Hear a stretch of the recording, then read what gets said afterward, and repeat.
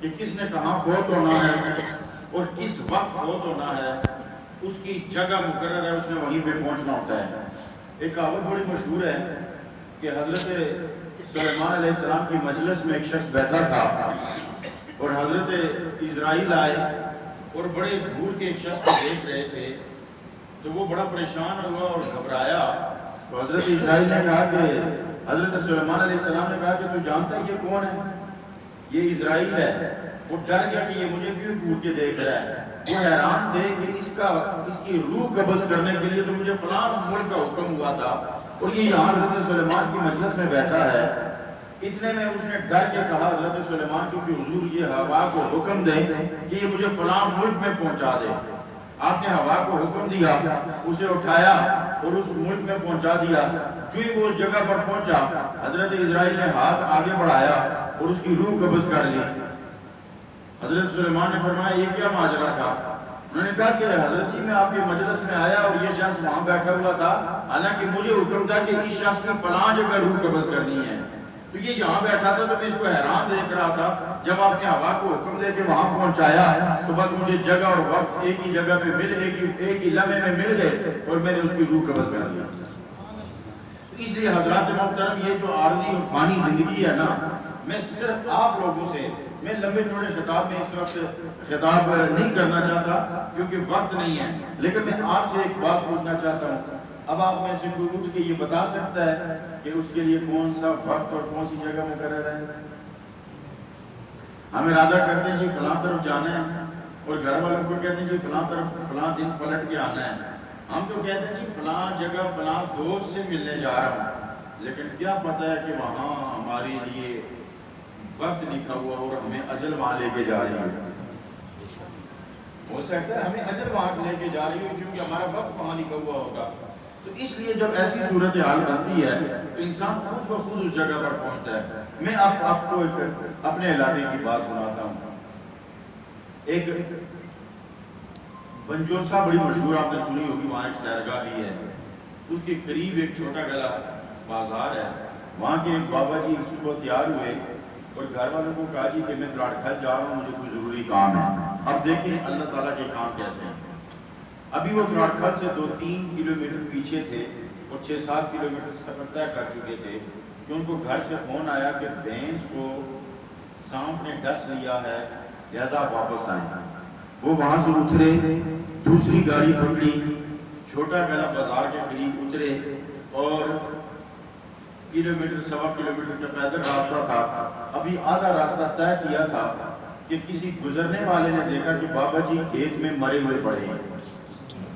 اب اللہ جانے کہ انہیں ہوا کیا، لیکن دیکھو کہاں گئے ہوئے تھے، کیا بہانہ بنا، کس طرح پلٹ کر واپس آئے اور جو اس جگہ پر پہنچے اب اللہ جانے کہ انہیں کیا ہوا اور وہ وہاں فوت ہو گئے۔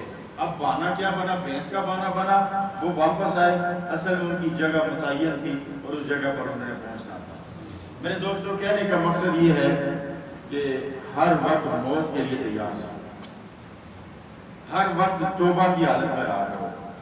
ایک بزرگ نے اپنے بڑے مشہور، ابھی میرے ذہن سے نام نکل، انہوں نے اپنے مرید کو کہا بھائی مرنے سے پہلے توبہ کر لینا۔ انہوں نے کہا حضرت جی مجھے پتہ کیسے چلے گا کہ میں کب مروں گا؟ انہوں نے بس یہی تو حکمت کی بات ہے کہ تمہیں پتہ نہیں ہوگا کہ تم نے کب مرنا ہے، لہذا ہر وقت کی توبہ کی حالت میں رہو، ہر وقت کی توبہ کی حالت میں رہو، اپنے اللہ سے معافی مانگتے رہا کرو۔ اور سب سے بڑھ کر کیا ہے، ایک کوشش کیا کرو کہ آپ کسی کا دل نہ دکھائیں۔ جب آپ دنیا سے جائیں تو کوشش یہ کریں کہ آپ سے کوئی ناحق ناراض نہ ہو۔ شرعی معاملات الگ ہوتے ہیں، دیگر معاملات الگ ہوتے ہیں، یہ کوشش کریں کہ آپ سے اللہ بھی راضی ہو اور اللہ کے بندے بھی آپ سے راضی ہوں، اور آخرت کی تیاری کر کے رکھیں۔ اور دوستو ہم یہ سوچتے ہیں کہ ہم جب دنیا سے جائیں گے تو کیا ہے، ہم بس جس طرح سویا ہوا بندہ بے ہوش بندہ ہوتا ہے اس طرح مرا ہوا بندہ ہوتا ہے، قبر میں رکھ کے سارے لوگ واپس آ جائیں گے۔ نہیں میرے دوستو، وہ پوری ایک زندگی ہے، وہ برزخی زندگی ہے۔ قبر میں آپ ایسے نہیں ہوں گے کہ جس طرح ایک مردہ بے حس و حرکت پڑا ہوتا ہے۔ جب آپ قبر میں پہنچیں گے روح لوٹائی جائے گی اور ایک ایک تکلیف کو آپ محسوس کریں گے جس طرح زندہ انسان محسوس کرتا ہے۔ اس طرح کی تکلیف آپ محسوس کریں گے، اور اس وقت آپ گھٹن محسوس کریں گے، یار یہ کدھر چھوٹی سی کوٹڑی میں مجھے بند کر دیا گیا ہے، اور اوپر منو مٹی پڑی ہوگی، آپ باہر بھی نہیں نکل سکیں گے۔ اور اس وقت وہ گھٹن، وہ گھبراہٹ، وہ کالی سیاہ رات، وہ 1.5-2 فٹ چوڑی 6 فٹ لمبی قبر جس میں بندہ کروٹ بھی نہ لے سکتا ہو، اور اوپر اپنے دوست ہی کئی من مٹی ڈال کر چلے گئے ہوئے ہوں، اس تکلیف دہ مرحلے میں، اس تکلیف دہ ماحول میں جس نے اپنے رب کو راضی کیا ہوا ہوگا، اس کے لیے جنت کی طرف سے چراغاں کر دیا جائے گا، جنت کی ٹھنڈی میٹھی ہوائیں پہنچا دی جائیں گی، اور جس نے ناراض کیا ہوگا اس کے لیے جہنم کی طرف سے کھڑکی کھول دی جائے گی۔ اس لیے میرے دوستو، آپ بس یہ ماحول ایسا بنائیں کہ ایک دوسرے کا دل کوشش کریں کہ بے جا طور پر نہ دکھے، اور بجا طور پر بھی آپ کوشش کریں کہ آپ خود تکلیف سہ لیں اور دوسرے کی تکلیف جو ہے اس میں آسانی پیدا کر دیں۔ راستے میں جاتے ہوئے سلام ضرور کریں، راستہ ایک دوسرے کو دینے کی کوشش کریں، ایک دوسرے کا خیال رکھیں۔ اس طرح ایک معاشرہ تشکیل پاتا ہے اور ایک ماحول بنتا چلا جاتا ہے، اور مومن تو ویسے بھی مومن کا بھائی ہے، سرکار نے کا فرمان ہے، اللہ رب العزت خالق کائنات کا بھی فرمان ہے۔ اللہ آپ کی میری ہم سب کی حاضری قبول منظور فرمائے۔ تھوڑا سا ختم خواجگان شریف بس 2-4 منٹ میں سارا معاملہ ہو جائے گا۔ میں